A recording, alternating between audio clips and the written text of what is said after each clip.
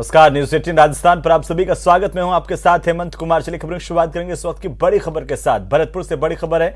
यहां पर बाबेल गांव में शादी समारोह के दौरान बदमाशों ने फायरिंग की। एक व्यक्ति की इस दौरान मौत हो गई। बाद में ग्रामीणों की ओर से हमलावर को पकड़कर पीट कर मार डाला।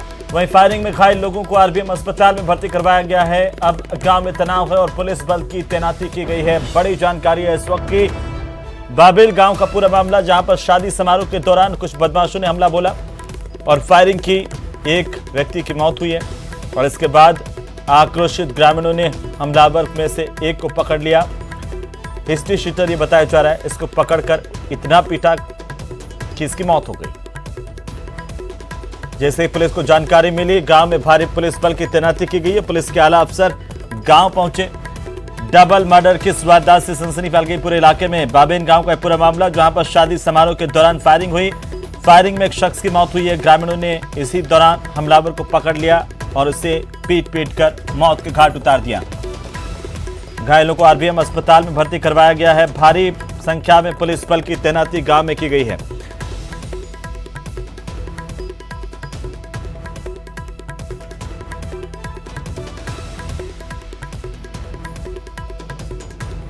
और इसी बीच अगली खबर अलवर से, जहां पर कांस्टेबल भर्ती परीक्षा देने जा रहे 3 अभ्यर्थियों की मौत होने की जानकारी मिल रही है। ट्रेन में चढ़ने के चक्कर में 3 लोगों की मौत हुई है।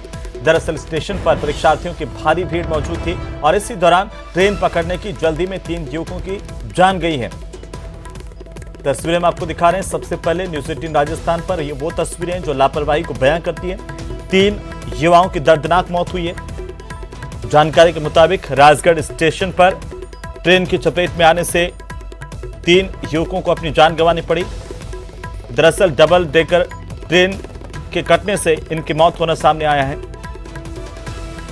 कांस्टेबल भर्ती परीक्षा की वजह से भारी भीड़ वहां पर मौजूद थी। चलिए आगे बढ़ेंगे। खबर कांस्टेबल भर्ती परीक्षाओं में मुन्ना भाई के पकड़े जाने की। जयपुर में एसओजी ने बड़ी कार्रवाई की और एसओजी की गिरफ्त में 2 मुन्ना भाई आए हैं। ये लोग कांस्टेबल भर्ती परीक्षा में नकल करवाने वाली गैंग के सदस्य बताए जा रहे हैं और इन लोगों के पास से 8 लाख में परीक्षा में पास करवाने का ठेका था। इस गैंग के लोगों ने अभ्यर्थियों के ओरिजिनल डॉक्यूमेंट्स भी लिए थे और वो अब एसओजी ने इनसे बरामद कर लिए। एसओजी इनसे लगातार पूछताछ कर रही है। एसओजी को एक बड़ी कामयाबी परीक्षा से पहले, क्योंकि एक बड़ी चुनौती आखिरकार परीक्षा को शांतिपूर्ण तरीके से, निष्पक्षता के साथ, पारदर्शिता के साथ कैसे संपन्न करवाया जाए, इसे लेकर एसओजी लगातार सक्रिय थी। क्योंकि पहले रीड लीक्स में बड़ी स्तर पर एसओजी ने कार्रवाई की और कई लोगों की गिरफ्तारी एसओजी कर चुकी है। और इसी बीच एक और सफलता एसओजी ने यहाँ पर कांस्टेबल भर्ती परीक्षाओं से पहले मुन्ना भाइयों को पकड़ा है। ये नकल करवाने वाले गैंग के सदस्य बताए जा रहे हैं, जिनसे पूछताछ की जा रही है। तो वहीं राजस्थान में कल यानी कि 13 मई से राजस्थान पुलिस कांस्टेबल, आरक्षी और मुख्य आरक्षी की भर्ती के लिए लिखित परीक्षा का आयोजन किया जा रहा है। 13 मई से 16 मई तक चलने वाली इस परीक्षा में करीब 19 लाख अभ्यर्थी बैठेंगे। 4 दिनों तक 470 परीक्षा केंद्रों पर होने वाली इस परीक्षा को कदाचार मुक्त बनाने के लिए विभाग बेहतर उपाय करने में जुटा है। परीक्षा केंद्रों पर सीसीटीवी कैमरों के जरिए व्यवस्था की गई है और इसके अलावा जैमर की भी व्यवस्था है। परीक्षा केंद्रों की वीडियोग्राफी के अलावा उड़न दस्ते की टीमें लगातार औचक निरीक्षण करेंगी। अभ्यर्थियों को परीक्षा केंद्र पर मेटल डिटेक्टर का सामना करना पड़ेगा, यानी कि जांच की जाएगी। मेटल का सामान साथ लाने वाले या फिर पहन करके आने वालों को अनुमति परीक्षा हॉल में नहीं दी जाएगी।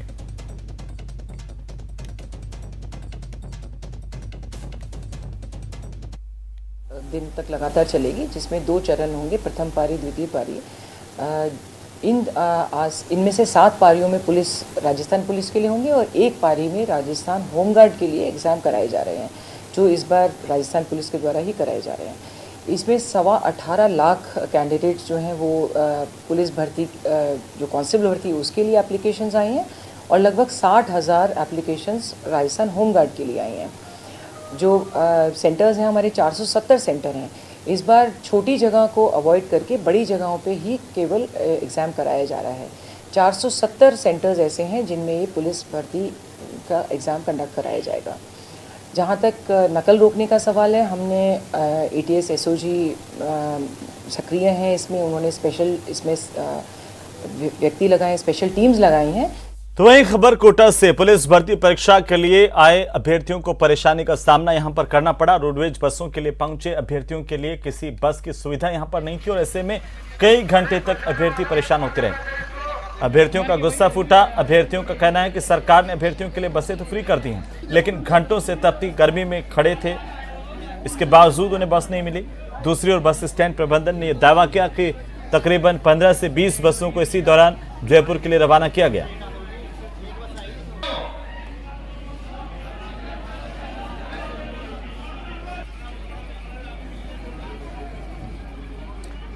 तो वहीं देश भर में राज्यसभा चुनाव का ऐलान हो गया है। राजस्थान में भी राज्यसभा की 4 सीटों के लिए चुनाव होने और इन चारों सीटों के लिए 31 मई को नामांकन होगा, 10 जून को मतदान होगा।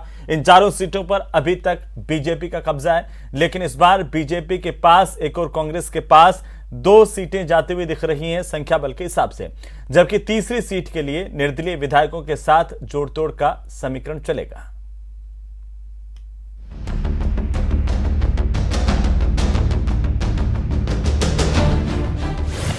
राज्यसभा के रण में होगा घमासान।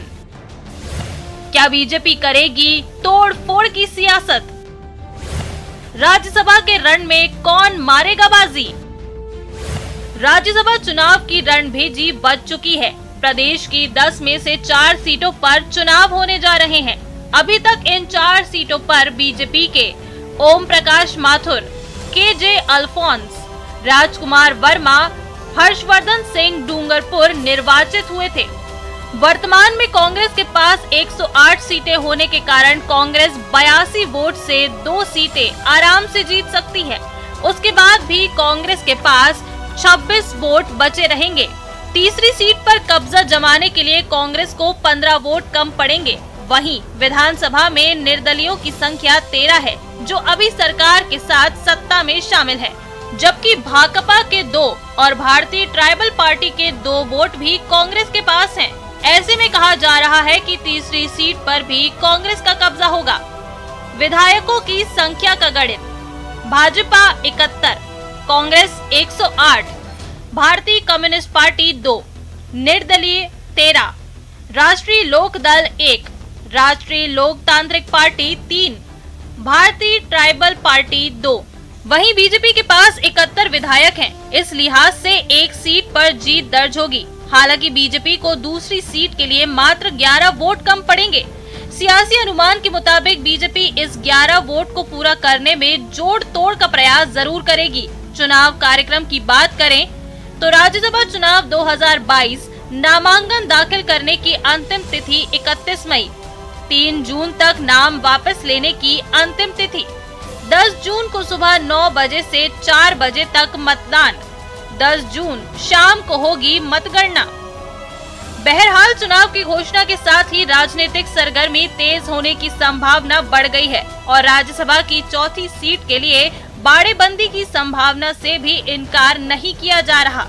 हालांकि ये भी कहा जा रहा है कि इन राज्यसभा सीटों का बदला हुआ परिणाम राष्ट्रपति चुनाव पर भी असर डालेगा। Bureau report, news 18 Rajasthan.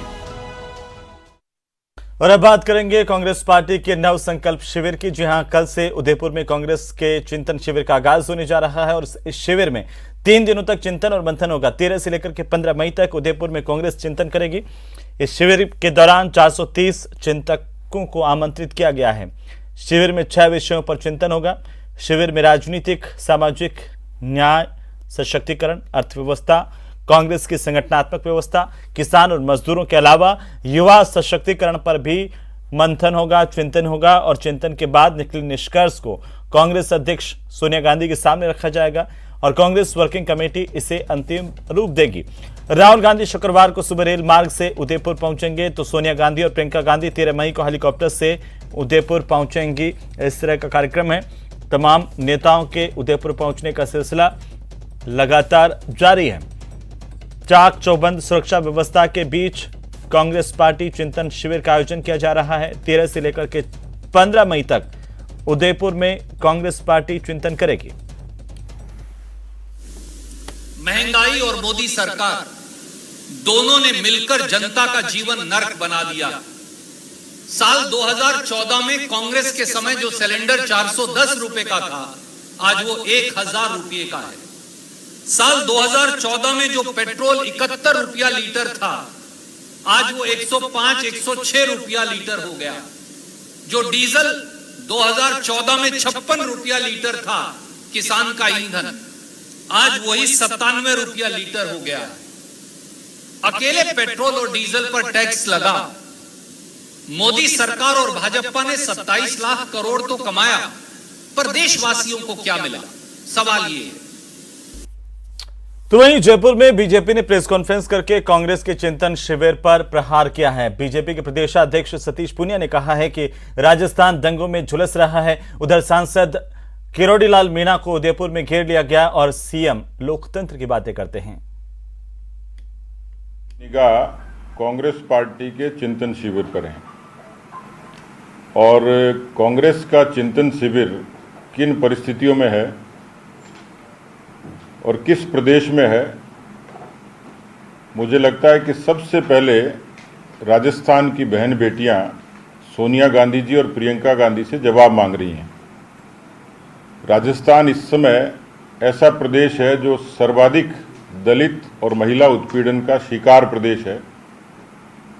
जिस आतिथ्य भाव से अशोक गहलोत जी ने उनको आमंत्रित किया है, मुकदमों की फहरिस्त, किसान कर्जा माफी, भ्रष्टाचार और बेरोजगारी, और अफसोस की बात है कि राजस्थान इस समय दंगों की आग में झुलस रहा है।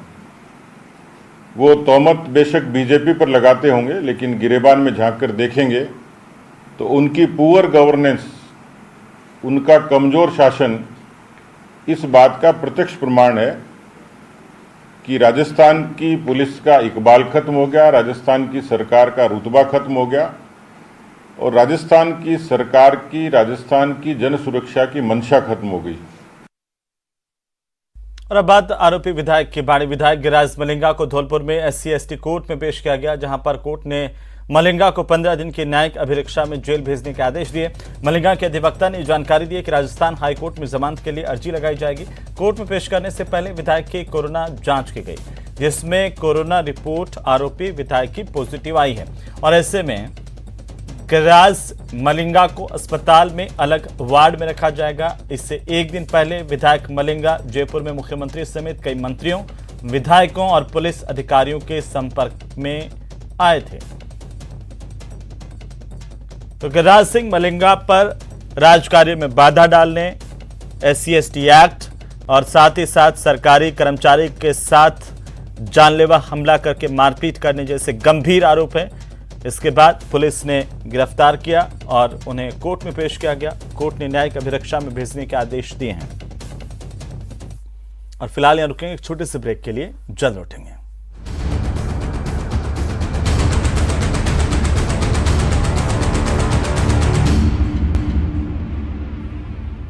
चलिए ब्रेक के बाद एक बार फिर से आपका स्वागत है। अगली खबर का हम रुख करेंगे। बिजली कर्मियों से मारपीट की बढ़ती हुई घटनाओं के बीच अब सख्त कानून की मांग हो रही है। सरकार ने भी भरोसा दिया है कि बिजली कर्मियों से मारपीट की घटनाएं बर्दाश्त नहीं होगी। ये खास रिपोर्ट देखिए।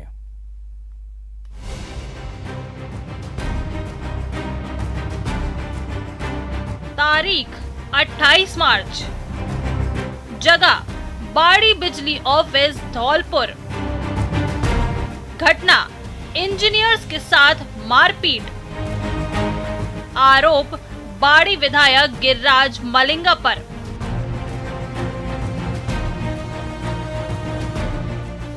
ये कोई पहली बार नहीं था जब बिजली कर्मियों के साथ मारपीट हुई थी। ऐसी घटनाएं होती रहती हैं। कभी विधायक पर आरोप लगता है तो कभी सांसद पर, कभी सरपंच पर तो कभी पार्षद पर। हाल ये है कि इस साल अब तक पूरे प्रदेश में बिजली कर्मियों से मारपीट के 25 मामले दर्ज हो चुके हैं। बिजली कर्मियों से मारपीट की फैक्ट फाइल। जयपुर डिस्कॉम मारपीट और हमले की 13 बड़ी घटनाएं। जयपुर ग्रामीण, धौलपुर, कोटा और भरतपुर में हुई मारपीट हमले की घटनाएं। अजमेर डिस्कॉम मारपीट और हमले की 7 बड़ी घटनाएं। अजमेर ग्रामीण, नागौर, झुंझुनू, सीकर, बांसवाड़ा और राजसमंद में हुई घटनाएं। जोधपुर डिस्कॉम मारपीट और हमले की 5 बड़ी घटनाएं। सिरोही, बाड़मेर, जैसलमेर, हनुमानगढ़ और जोधपुर में हुई घटनाएं। मारपीट की बढ़ती घटनाओं के बीच अब मांग उठ रही है सख्त से सख्त कानून बनाने की। है कि आए दिन रोजीना घटनाएं होती हैं। कोई एक छोटा सा जन सेवक है, विधायक हुआ, पार्षद हुआ, सांसद हुआ, जो सरकार है उसके दबाव में आके थानेदार है, ये पुलिस प्रशासन FIR दर्ज नहीं करता। हमें ये मजबूरन होके दबाव बनाना पड़ता है। ये ठीक नहीं है। आए दिन हमारी लोगों की, अभियंता हो चाहे कर्मचारी हो, पिटाई लगाते हैं। इस तरह की घटनाएं नहीं होनी चाहिए। हमारी प्रशासन से ये मांग है कि इस तरह का कानून बनाया जाए कि इस तरह की घटनाओं पर अंकुश लगे, पुनरावृत्ति ना हो, आम जनता को परेशानी का सामना नहीं करना पड़े। इधर सरकार ने भरोसा दिलाया है कि सरकार बिजली कर्मियों के साथ है और किसी भी सूरत में बिजली कर्मचारियों के साथ मारपीट की घटनाएं बर्दाश्त नहीं होंगी। अभी जो बिजली कर्मचारियों पर हमले हुए हैं उनमें कार्रवाई भी हो रही है। बीकानेर में मुख्य अभियंता के साथ दुर्व्यवहार किया गया, उसमें गिरफ्तारी यहाँ सुबह हुई है। हमारे जो विधायक हैं गिरिराज सिंह जी मलिंगा जी, उन्होंने खुद आगे आकर के सरेंडर किया है कि उन पर जो मारपीट का आरोप लगा था, उन्होंने पुलिस को सहयोग करने के लिए और निष्पक्ष जांच हो, उन्होंने अपने आप को सरेंडर किया है। तो निश्चित रूप से पुलिस लगातार इस प्रकार की घटनाओं पर कार्रवाई भी कर रही है, लेकिन जब तक हम लोग प्रदेश का आम आदमी बिजली विभाग के कर्मचारियों के साथ अच्छा व्यवहार नहीं रखेगा, तब तक मैं समझता हूं कि इस प्रकार की घटनाएं होती रहेगी और इस प्रकार की घटनाएं नहीं होनी चाहिए। राजस्थान के बिजली कर्मचारियों के साथ लगातार बढ़ती मारपीट की घटनाओं को लेकर के राजस्थान की सरकार की टेंशन बढ़ी हुई है। राजस्थान की सरकार एक तरफ कानून व्यवस्था और दूसरी तरफ बिजली के संकट से गुजर रही है, तो तीसरी तरफ बिजली कर्मचारियों के साथ मारपीट की घटनाओं ने सरकार को सोचने पर मजबूर कर दिया है। इसी बीच में भय के साए में काम कर रहे राजस्थान के बिजली के कर्मचारी सरकार से गुहार लगा रहे हैं कि एक ऐसा सख्त कानून बनाया जाए ताकि उनके साथ होने वाली मारपीट की घटनाओं को रोका जा सके। कैमरा पर्सन अविनाश के साथ लवली वधवा, न्यूज़ 18 जयपुर। तो वहीं इलेक्ट्रिसिटी के बाद अब अजमेर में राज्यसभा के सांसद डॉक्टर किरोड़ी लाल मीणा का हाई वोल्टेज ड्रामा नजर आया। गाड़ी से उतर करके राज्यसभा सांसद सीधे सड़क पर भागने लगे और इसके बाद पीछे भागी पुलिस ने पकड़ करके डॉक्टर किरोड़ी लाल मीणा को वापस गाड़ी में बिठाया। आपको बता दें कि राज्यसभा सांसद किरोड़ी लाल मीणा को शहर में प्रवेश नहीं मिला और वे 1 घंटे से ज्यादा वक्त तक कृषि उपज मंडी रुके रहे। पुलिस लगातार समझाइश करती रही और इसी बीच सांसद मीणा कार से उतरकर अचानक से भागने लगे। पुलिस ने पीछा कर उन्हें वापस गाड़ी में बिठाया। पुलिस बीजेपी के राज्यसभा सांसद को वापस जयपुर भेजने की तैयारी कर रही है। इससे पहले डॉक्टर किरोड़ी लाल मीणा पहुंचे थे उदयपुर और उदयपुर में पुलिस ने उन्हें जयपुर के लिए रवाना किया।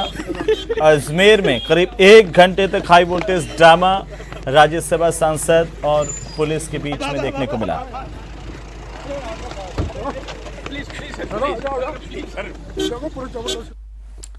और अब बात गर्मी की। प्रदेश में भीषण गर्मी का दौर जारी है और प्रदेश के लगभग सभी जिले हीट वेव की चपेट में हैं, झुलस रहे हैं, लेकिन फिलहाल राहत मिलने के आसार दिखाई नहीं दे रहे हैं। आने वाले दिनों में गर्मी अभी और सताएगी और साथ ही साथ मौसम विभाग ने पश्चिमी राजस्थान में भीषण लू के बारे में रेड अलर्ट जारी किया है। ये रेड अलर्ट श्रीगंगानगर, बीकानेर, बाड़मेर, जोधपुर, जैसलमेर और जालोर के लिए है।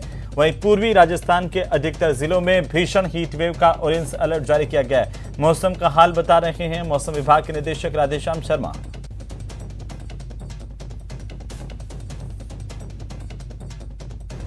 सबसे पहले यदि पिछले 24 घंटों में दर्ज तापमान की यदि बात करें तो फिलहाल राजस्थान में हीट वेव की परिस्थिति ज्यादातर स्थानों पर बनी हुई है। अगले 4-5 दिनों की यदि बात करें तो अभी भी हीट वेव और सीवियर हीट वेव का दौर अगले आने वाले दिनों में बना रहेगा। मैप में यदि देखें तो आज दिनांक 12 मई यानी अगले 24 घंटों के दौरान पश्चिमी राजस्थान के जोधपुर और बीकानेर संभाग के लगभग सभी जिलों में मैक्सिमम टेम्परेचर 47 डिग्री सेल्सियस या इसके आसपास दर्ज होने की प्रबल संभावना। तो वहीं महात्मा गांधी अस्पताल जयपुर में अंतर्राष्ट्रीय नर्सेज दिवस पर कार्यक्रम का आयोजन किया गया। समारोह पूर्वक नर्सेज दिवस मनाया गया। इस मौके पर मुख्य अतिथि एमेरिटस चेयरपर्सन डॉक्टर ML स्वर्णकार थे। डॉक्टर स्वर्णकार ने नर्सेज को बधाई देते हुए कहा कि नर्सेज के सहयोग के बिना रोगी का इलाज संभव नहीं है। नर्सेज चिकित्सा क्षेत्र में महत्वपूर्ण भूमिका निभाते हैं। रोगियों, उनके परिजनों और डॉक्टर्स को इनका सम्मान करना चाहिए। उन्होंने नर्सेज को संवेदनशीलता, सहयोग, सामंजस्य, कार्यकुशलता, सीखने की ललक जैसे गुणों को अपनाने की अपील की है। कार्यक्रम में chairperson doctor Vikas Swarnkar, doctor Sudhir Sachdev, doctor GN Saxena, doctor Swati Garg, doctor RC Gupta, Shri Sukanta Das और chief nursing superintendent Radheshyam Prajapati ने कार्यक्रम को संबोधित किया। इस मौके पर नर्सेज के साथ डॉक्टर्स मौजूद रहे।